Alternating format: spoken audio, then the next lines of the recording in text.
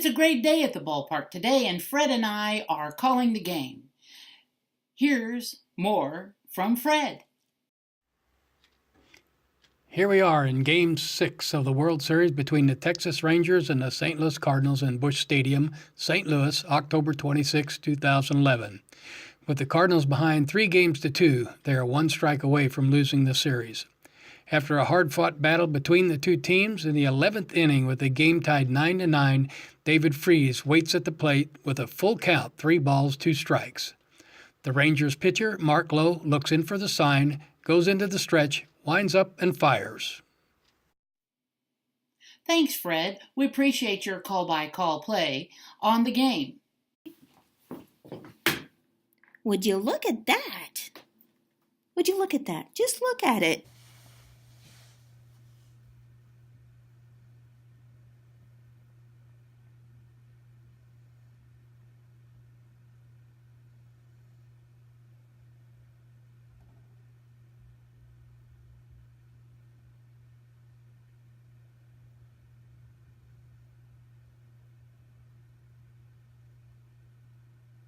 The baseball swing consists of 3 main phases: the loading phase, the launching phase, and the follow-through.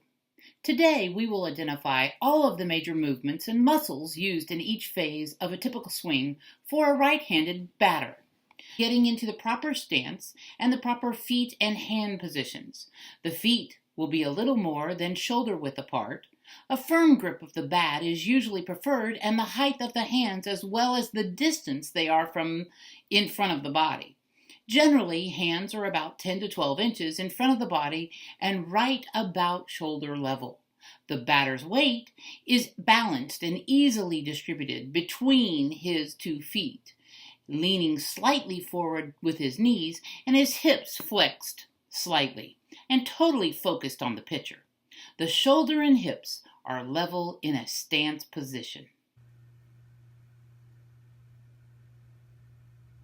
First, the backward movement of the shoulders and arms towards the catcher helps to load or stretch different muscles in each shoulder that will be released or contracted later during the swing.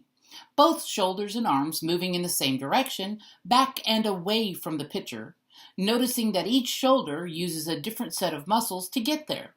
As the shoulders and arms move towards the catcher, there's no rotation of the arms at the shoulder joint. Initially, let's look at the batter's left arm and shoulder. As he is preparing to load from the stance position into a launching position, the left arm and shoulder is moved backwards and away from the pitcher, which is adduction of the shoulder or adduction of the arm. This movement is primarily caused by the action of the pectoris major, assisted by the coracobrachialis, latissimus dorsi, and teres major muscles, all on the left side of the body. The left shoulder ends up slightly shrugged in this position, which is a function of the upper fibers of the trapezius. The left scapula, or shoulder blade, is also protracted or moved anterior. This motion is caused by the left serratus anterior. The contractions of these muscles stretches or loads the muscles on the back of the left shoulder utilizing posterior deltoid, rhomboids, and the middle fibers of the trapezius. And because of the left arm is so severely adducted across the batter's body, 2 of the rotator cuffs are also undergoing a stretch. Those are the teres minor and infraspinatus. All of these muscles are now fully loaded or stretched and ready for swing forward. Let's change our focus to the back arm or the right arm. The movement of the back arm away from the pitcher and laterally raised away from the batter's body is known as shoulder abduction. This action is caused by the supraspinatus and the middle deltoid muscles. The right scapula may also be slightly shrugged or elevated in this option. This motion caused by the upper fibers of the trapezius. The contraction of these muscles stretches or loads the antagonistic or opposing muscles on the same side of the body, namely the latissimus dorsi, teres majors, serratus anterior, and pectoris majors. These muscles are now fully loaded and the second noticeable movement during the loading phase is the backward rotation of the spine. The muscles contracting along the spine to help turn and rotate it, which includes the chest, abdomen, and upper body in all the same direction. This action of the abdomen, chest, and upper body all turning away from the pitcher and toward the catcher gives the appearance that the shoulders are rotating backwards with them in effect. It is the spine that is rotating, carrying the shoulders with it. The backwards rotation of the spine is caused by the contraction of lateral spinatus for our right-handed batter. The lateral spinatus rotators on the left side of the body need to contract. In doing so, the upper body is turned to the side opposite to that from which these muscles act. This has to do with the upward and oblique orientation of these muscles in the spine. The lateral spinous rotators on the left side of the body are doing the contracting and turns the front of the batter's body to the right. The opposite is true for the lateral spinatus rotators on the right side of the body, which turns the front of the body to the left. The exact same muscles on the opposite side of the body are getting stretched, which are the lateral spinatus rotators on the right side. They are now ready to contract in the launching phase because they are now fully loaded and straight. The third noticeable movement during the loading phase is the beginning of the timing step. A short timing step with the front left leg begins to occur. Has come off the ground, signifying the beginning of this timing step. There is an inward turning of the front thigh, which forces the back leg, the one closest to the catcher, to carry the batter's weight. The batter's center of gravity remains in relatively the same place, along the midline of the body and in front of the back foot. The natural tendency will be to fall forward, creating valuable momentum in the process during the launching phase. Another effect of the beginning of the timing step additionally loads on the big muscles of the back leg, thigh, and buttocks. The batter's position ends up squatted down in a little more when the front foot comes off the ground. The first group of muscles that gets further loaded during this movement are the hip extensor muscles, which consist of gluteus maximus, semimembranosus, semitendinosus, and the long head of the bicep femoris. The knee extensor muscles are loaded as well in that position, and in that includes the quadricep muscles. The last muscle group that is being loaded is the ankle plantar flexors, or the calf muscles, which includes the gastrocnemius and the soleus muscles. Besides creating momentum and loading the powerful muscles in the back leg, another purpose of the timing step is to cock the hips. Obvious movement in the loading process is the fourth movement. Cocking of the hips refers to the backward rotation of the hips away from the pitcher and towards the catcher. In the beginning of the timing step, the backward rotation of the hips develops as the front leg comes off the ground. Both hips rotate backwards towards the catcher. The cocking of the hips is driven by the momentum carried by the backward movement of the shoulders and arms, the backward rotation of the spine, and a shift in weight to the back leg. The hips can also be further facilitated by the inward turn of the front left thigh. The back right foot remains in contact with the ground. It is forced to plant firm, and this creates a pivot point around the back right hip for the weight of the entire upper body to rotate. A rear thigh is forcibly anatomically into a medial or inward rotation. It stretches the powerful external hip rotators, which are located in the buttocks region on the backside of the body. As the batter rotates backwards and away from the pitcher, and his weight ends up on the back leg, the external hip rotators get stretched and put them into the most powerful contraction during the launching phase. The names of these external hip rotators are gluteus medius, gluteus maximus, superior glomus, inferior glomus, piriformis, obturator internus, obturator externus, and quadratus femoris. Some of these muscles, like obturator internus and obturator externus, are not very big, yet as a group, they are super strong muscles that can store an incredible amount of elastic energy that, when timed properly, can be released or contracted during the launching phase to help carry out a very powerful rotational bat swing. Most importantly, the further the batter can get their body turned away from the pitcher, the greater the stretch that occurs in these muscles. And the greater the stretch, the more the power they can generate. These are the muscles everyone needs to target as part of their training to swing the bat harder and faster. The fifth and last noticeable movement during the loading phase is the cocking of the wrists, which is the action the hands perform on the bat handle at the very end of the loading phase and into the first part of the launching phase. Its purpose is to break inertia or prevent the bat from coming to a dead stop, so facilitate a rapid recoiling effect with the bat head at the end of the batter's furthermost backswing. This is simply a point in the swing where the head of the bat does not track any further away in the opposite direction of the intended path of the swing. It also represents the position where the cocking of the wrists ends. Focus initially on the right hand. The main action that the right hand and wrist are performing on the bat handle during this movement is called pronation, which occurs through the muscles acting in the forearm near the right elbow and the wrist called elbow pronation.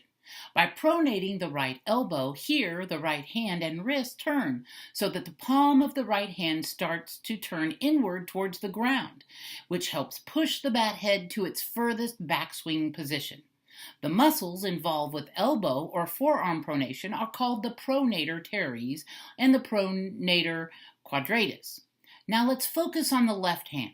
The main action of the batter's left hand and wrist are performing on the bat handle during the cocking of the wrist is called radial deviation, which is a movement that occurs within the wrist where the entire hand moves towards the thumb.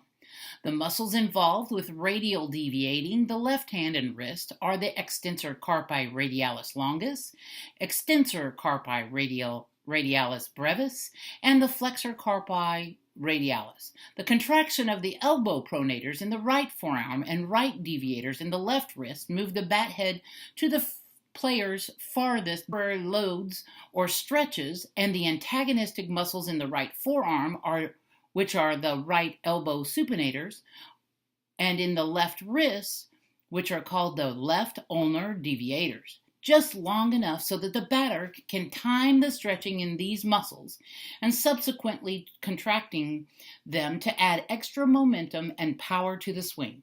This is known as the myotactic reflex, which is a muscle contraction in response to its first being rapidly stretched or loaded. It is a very powerful reflex within the muscle that can significantly increase the speed and stretch in which it contrasts. It essentially gives the muscle a running start in the direction of its intended path of contraction. The myotactic stretch reflex is only usable for about a half of a second or less after a muscle has been stretched, and then it dampens out or weakens and is no longer available. These stretch reflexes occur not only in the muscles involved with the cocking of the wrists, but in every other muscle that was stretched so far during the loading stretching phase.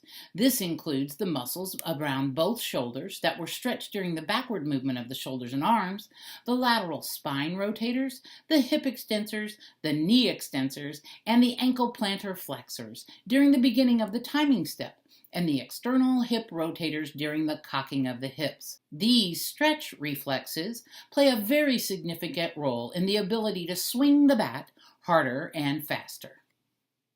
In the timing step for the right-handed batter, it is the left leg. The transition is the mechanism.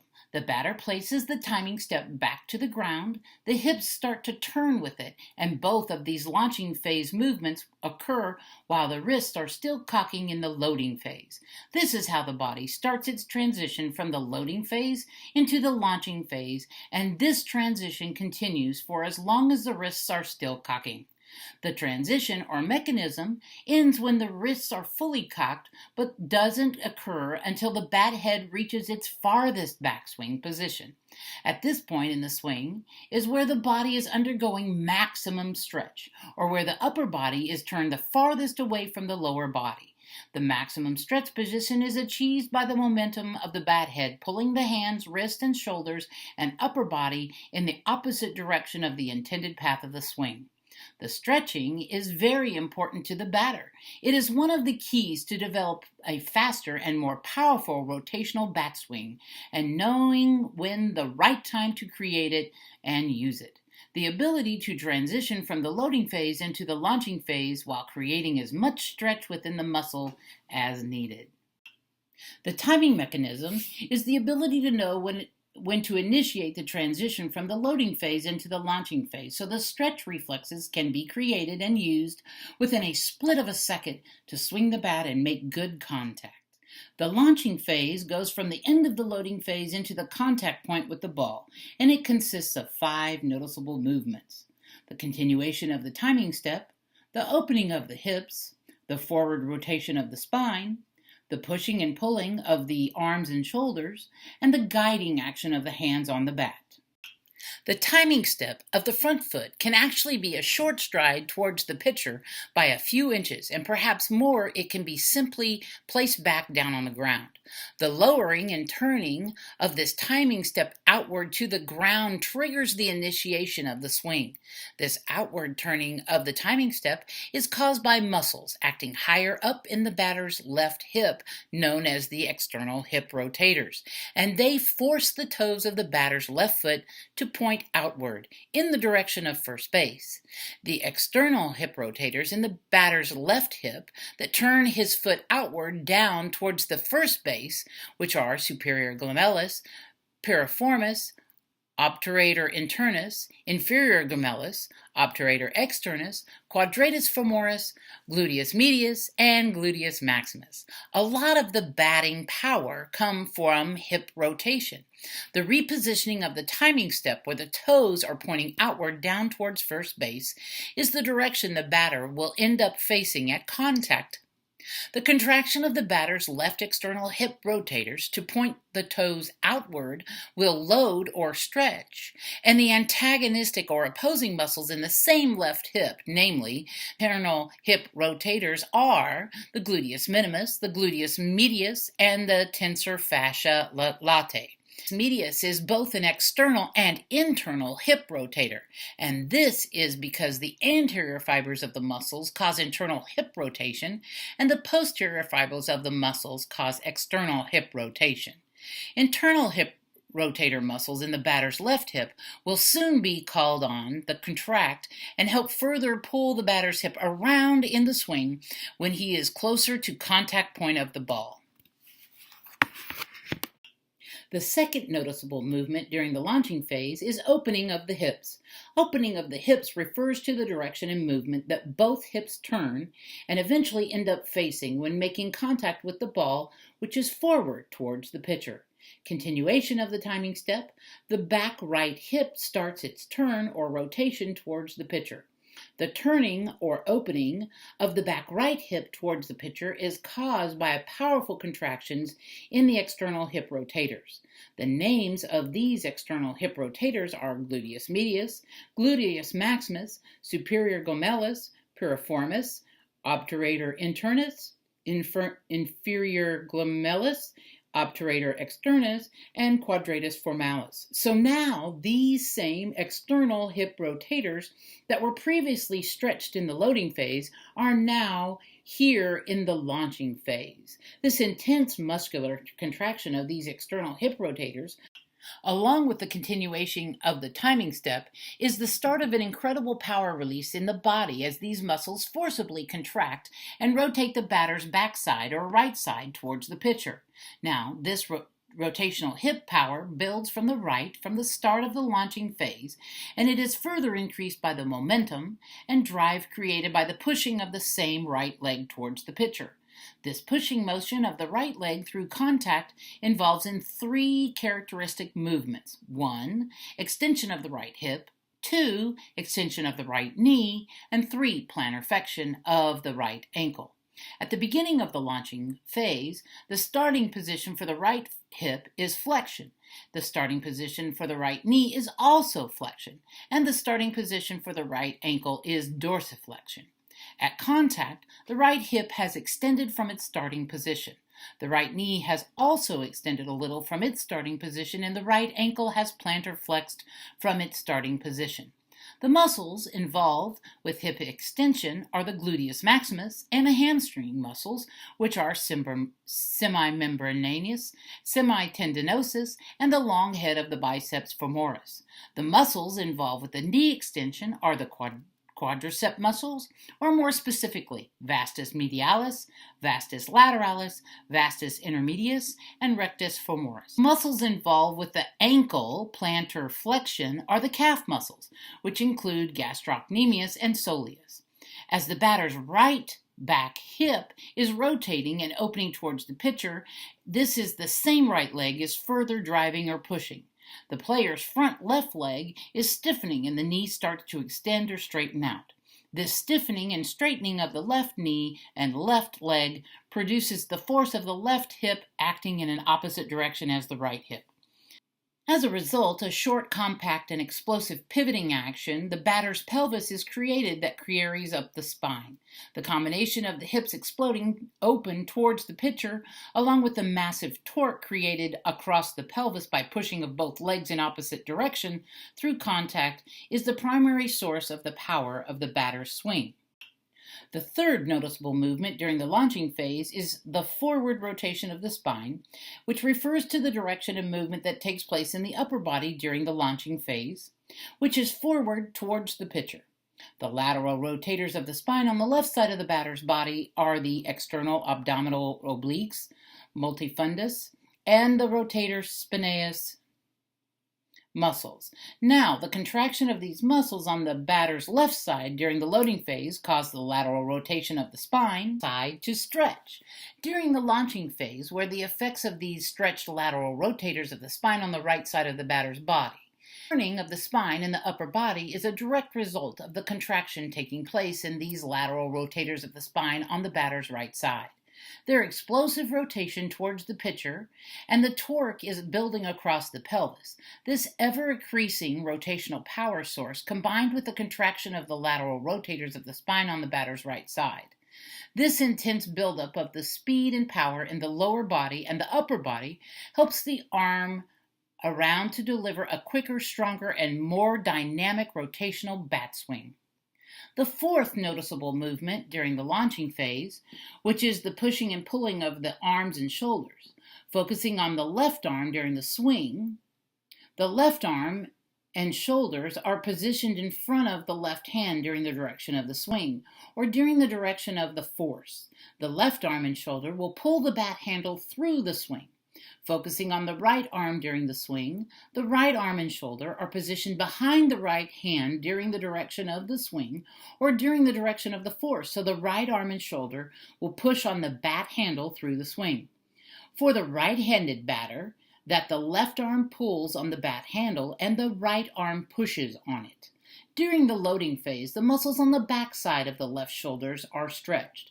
These were posterior deltoid, rhomboids, and the middle fibers of the trapezius muscle. The left arm completely adducted across the front of the body. Two of the rotator cuffs were also stretched in the back of the left shoulder, which are called the teres minor and the infraspinatus muscles. All five of these muscles contracting during the launching phase pull the left arm around, bringing the bat in contact with the ball. One more important group regarding the left arm is that of the elbow or the forearm extensors. These muscles are the triceps and anacondas muscles. Focusing on the right arm, at the loading phase, the right arm was abducted away from the body as it stretched muscles acting around the right shoulder and chest. These muscles that were stretched were the latissimus dorsi, teres major, pectoris major, and serratus anterius muscles. As the swing develops, the right elbow drops down and tucks tight against the body and making the shape of a letter L. This is driven by the latissimus dorsi. And teres major muscles. The right elbow also supinates in the process, which forms the palm of the hand to start turning upward. This is caused by the elbow supinator muscles, including the biceps and the supinator. As a result of these two actions, the knob end of the bat points forward. As the body continues its rotational towards the pitcher, the right arm applies a short but hard push forward, which brings the bat head around near the contact point of the ball. This pushing motion of the right arm is caused primarily by the pectoralis major and the serratus anterior muscles, with the help from the anterior deltoid and the coracobrachialis. The elbow also starts to extend in the process, causing the elbow extensor muscles, which are the trapezius and the anconus muscles. The fifth and last noticeable movement during the launching phase guiding the action of the hands on the bat. The hand grip muscles located in the forearm are the flexor pollicis longus, flexor digitorum superficialis, and the flexor digitorum profundus. Now, aside from holding the bat handle with a firm grip, the hand's other job is to supply direction to the bat from the initiation of the swing to contact with the ball. The bat head is the recipient of all the centrifugal force created in the body due to the rotation of the hips and the spine, along with the pushing and the pulling of the arms and the shoulders. This is made possible by 7 muscles in each hand and 3 muscles in each forearm holding the bat handle with a firm grip. The best position for the wrist and hands to transfer all of these explosive rotational powers into the bat is square or neutral with respect to the forearms. This means that the wrists are in a position without any flexion, extension, radial deviation, abduction, or ulnar deviation, adduction, or any combination of these. Hand and wrist joints are at their strongest in this neutral position, which is necessary to power the bat head through the ball without being deflected. If the bat head is deflected in any way when making contact with the ball due to a weak grip, loss of power will result. The batter's left arm is in a pronated position and the right forearm is in a supinated position, but neither of these forearm positions affect the wrist joint. In the cocking of the wrists, there is a pronation of the forearms which occurs at the elbow joint and the wrist joint. However, they're provided by the pronator quadratus muscles at the wrist, and it doesn't cause any flexion, extension, radial deviation, or ulnar deviation in the wrist, thereby keeping the wrist in a neutral position. Supination of the forearm takes place only at the elbow joint and not at the wrist joint.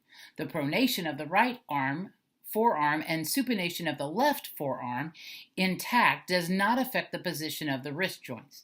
The ideal contact point is where the bat head meets the ball at 90 degrees from the direction of the pitch, with the wrists in a neutral or square position. There is a margin of 15-degree error in either direction that will still enable the batter to hit with tremendous power. The follow-through goes from the contact point with the ball to the natural end of the swing. It involves the continuation of all the rotational taking place in the hips and the spine, along with the continuation of pulling and pushing actions of the arms on the bat, and it involves rollover of the forearms. Both hips are visible or open to the pitcher compared to the end of the swing. The hips have rotated all the way around until they are no longer go any further along as both feet remain in contact with the ground. At the end of the follow-through, both hips end up in a medial or internal rotation. Right foot is turned towards the body due to the right thigh turning inward or medial at the hip joint. The left foot is also turned inward towards the body. This is made possible by the left thigh turning inward or medial at the hip joint. This medial rotation of both hips, consequently both thighs and feet, is caused by the medial or internal hip rotator muscles. The names of these internal hip rotators are the gluteus minimus, gluteus medius, and tensor fascia lati muscles. During the launching phase, that the batter's front foot left stiffens during this process, where the left knee starts to extend or straightens out. This stiffens and straightens the left knee and leg, produces a force in the left hip acting in an opposite direction as the right hip. This further assists the hips to open completely towards the pitcher. The muscles in the left leg that help straighten or extend the knee is the quadricep muscle, just like the hip at contact. The best is visible to the pitcher as the follow-through to the end of the swing. The batter's chest completely turns and rotates around to the point where it is now facing down the third base line and cannot go any further. During the launching phase, the lateral rotators of the spine on the batter's right side were responsible for this movement. In the launching phase, that the left arm pulls the bat handle, and this pulling action continues on after the contact all the way through to the end of the swing. The muscles responsible for this movement are the posterior deltoid, rhomboids, and middle fibers of the trapezius muscles, and by virtue of the positioning of the left arm during the swing, two of the rotator cuff muscles were also involved, being the infraspinatus and the teres minor. The batter's right arm in this launching phase that pushes on the bat handle to this pushing action continues on after the contact all the way through to the end of the swing. The muscles responsible for their movement after contact are pectoralis majors, serratus anterior, coccybrachialis, and anterior deltoid. The wrists and forearms do a rollover after contact, where the right arm initially in supinated positions ends up of the swing. These alternating arm positions enable a player to swing the bat unimpeded through contact, so that there's no loss of speed of power. The muscles in the right forearm that pronate the front forearm are the pronator teres and the pronator quadratus. The muscles that supinate the left forearm are the biceps brachii and supernatus. And this completes all of the muscles involved in the swing from the loading phase to the launching phase into the follow-through. And for the love of the game, watch and enjoy every wonderful body mechanics when performed at the highest level. Thank you for joining us at the Cardinals World Series game. Would you look at that? The ball flies into deep center field in the grassy area over the wall for the game-winning home run, and the fans go wild. The Cardinals went on to win Game 7 and the World Series. Would you look at that? Go Big Birds! Thanks, Fred, for all your help on the Cardinals World Series game.